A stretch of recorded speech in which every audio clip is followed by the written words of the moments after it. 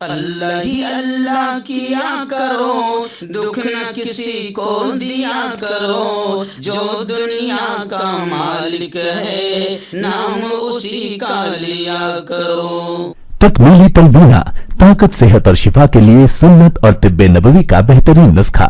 ناظرین، کیا آپ بھی خوشحال مالداروں کی طرح کامیاب بزنس کر کے ہزاروں اور لاکھوں روپے کمانا چاہتے ہیں؟ اگر آپ کی ہاں ہے تو آج ہی سے اپنے علاقے میں تکمیلی تلبینہ کا آسان بزنس کرنا شروع کریں اور چند ہی مہینوں میں کامیاب بزنس مین بننے کے طریقے بہترین تجربوں کے ساتھ سیکھیں۔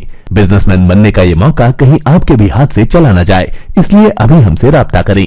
9890963757 Takmili food products private limited, Malegaon, India. السلام علیکم ورحمۃ اللہ وبرکاتہ۔ ناظرین، استقبال ہے، سواگت ہے آپ کا viral news live studio Jalgaon, Maharashtra, India میں۔ میں آپ کا میزبان مفتی محمد ہارون ندوی۔ آئیے انٹرنیشنل ٹاپ 5 نیوز، دنیا کی 5 بڑی خاص اہم خبروں پر نظر ڈالتے ہیں۔ لیکن سب سے پہلے میں اپیل کروں گا کہ جو ساتھی نئے ہیں اور ابھی تک اس بے باک سچے چینل سے جڑے نہیں ہیں، اگر آپ چاہتے ہو کہ آپ کو ملک بھارت کی اور پوری دنیا کی صحیح اور سچی خبریں دیکھنے اور سننے کو ملیں تو پھر آپ اس چینل سے جڑ جائیے۔ سبسکرائب کر لیجئے ہمارے اس چینل کو، بیل آئیکن گھنٹی کے بٹن کو بھی دبا دیجئے تاکہ ہماری ہر ویڈیو، ہر خبر آپ کو آپ کے موبائل پر مل سکے۔ ناظرین، اس وقت پہلی بڑی خبر میری نگاہوں کے سامنے آ رہی ہے کہ اقوام متحدہ کی اعلیٰ عدالت، UNO کی اعلیٰ عدالت اسرائیلی قبضے کے نتائج کا جائزہ لے گی۔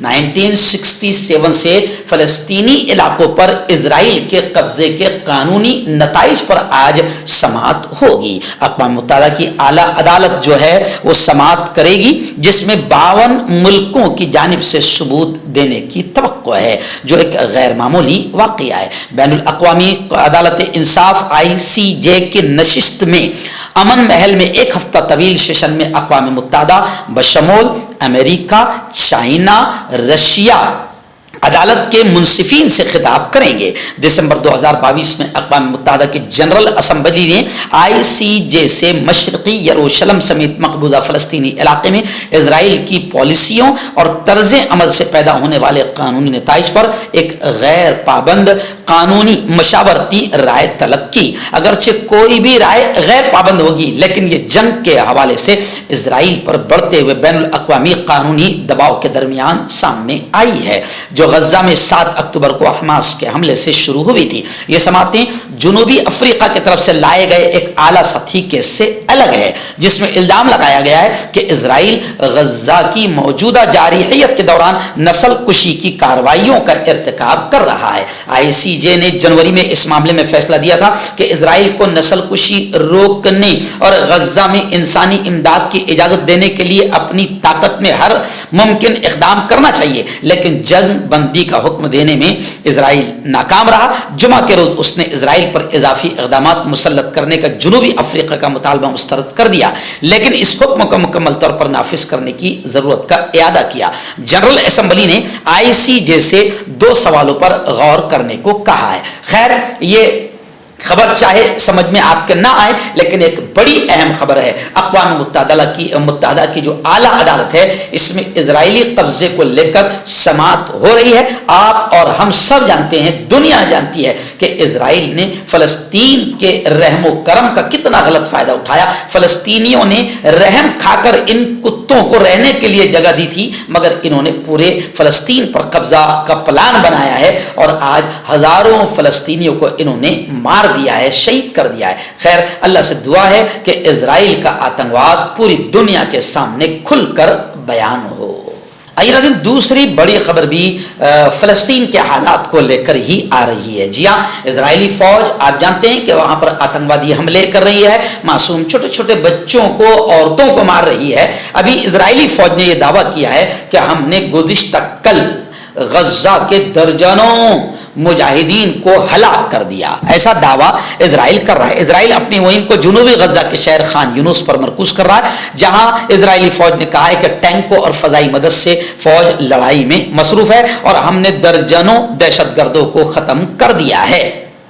ایسا اسرائیل کا دعویٰ ہے. اور نیتن جس کو امریکہ بھی سمجھا رہا ہے، لیکن نیتن ایک دم پاگل جانور اور پاگل یوں سمجھے کہ کتے کی طرح ہو چکا ہے، جو معصوم بچوں کا بھی قتل کروا رہا ہے اور بہانہ یہ کر رہا ہے کہ ہم حماس کو اور مجاہدین کو مار رہے ہیں. نیتن نے کہا کہ اگر ہم نے، کیونکہ رفح میں حملہ کرنے سے امریکہ سمیت پوری دنیا نیتن کو روک رہی ہے، لیکن نیتن کہتا ہے کہ رفح میں اگر ہم نے فوجی آپریشن نہ کیا، حملہ نہ کیا، تو ہم پھر حماس کے خلاف جنگ ہار جائیں گے.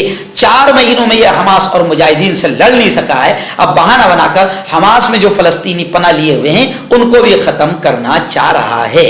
آپ کا پرسنل ڈاکٹر شاویز سیکسولوجسٹ. کسی بھی سیکس کی پرابلم کو لے کر آپ مجھ سے کبھی بھی کانٹیکٹ کر سکتے ہیں. اس کے علاوہ اگر آپ کو شوگر ہے، بنا انگریزی دوائی، بنا پرہیز کے آپ کا شوگر ختم ہو جاتا ہے. بواسیر خونی ہو یا مسے والی ہو، نسوں کا درد، جوڑوں کا درد، گٹھیا بھائی، ابھی کانٹیکٹ. ناظرین، ایران سے ایک بڑی خبر آ رہی ہے. جی ہاں، ایران میں ایک شخص نے اہل خانہ سمیت، یعنی اپنے ہی گھر بار والوں سمیت 12 رشتہ داروں کو قتل کر دیا.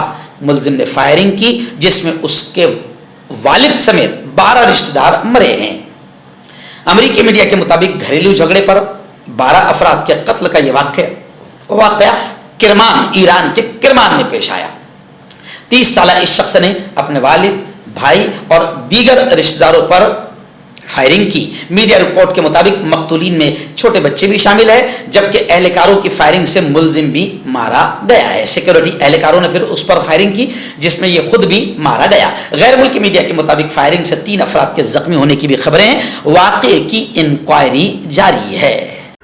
مردانہ طاقت حاصل کرے 72 گھنٹوں کے اندر، وہ بھی جڑی بوٹیوں دوارا. حکیم یعقوب خان سے کانٹیکٹ کریں جو کہ 75 سالوں سے حکمت کر رہے ہیں.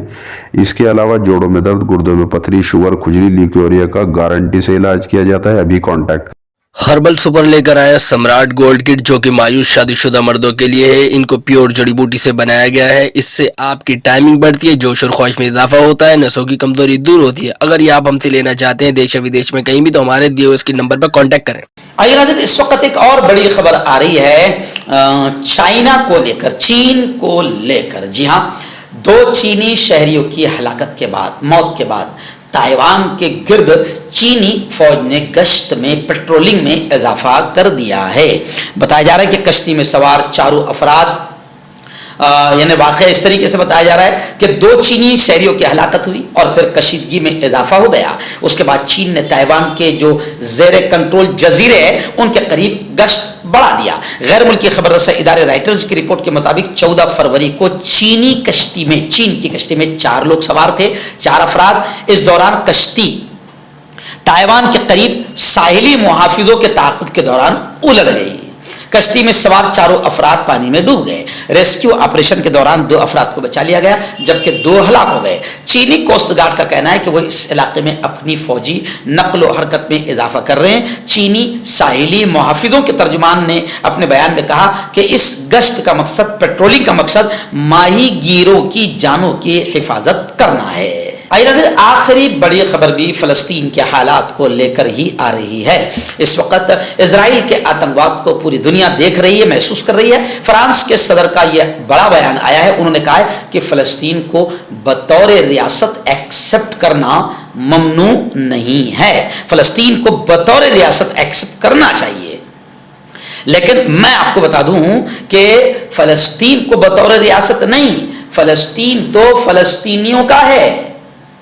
اسرائیل کو ریاست تسلیم کرنا کہ نہیں کرنا یہ مسئلہ ہے، کیونکہ اسرائیلی کتوں کو، یہودیوں کو فلسطینیوں نے اس زمانے میں جب ان کو مارا جا رہا تھا، اس وقت فلسطین نے جو ایمان والے ہیں، مسلمان ہیں، انہوں نے رحم کھا کر ان کتوں کو رہنے کے لیے جگہ دی تھی. تو مسئلہ یہ ہے کہ اسرائیل کو ریاست ماننا کہ نہیں ماننا.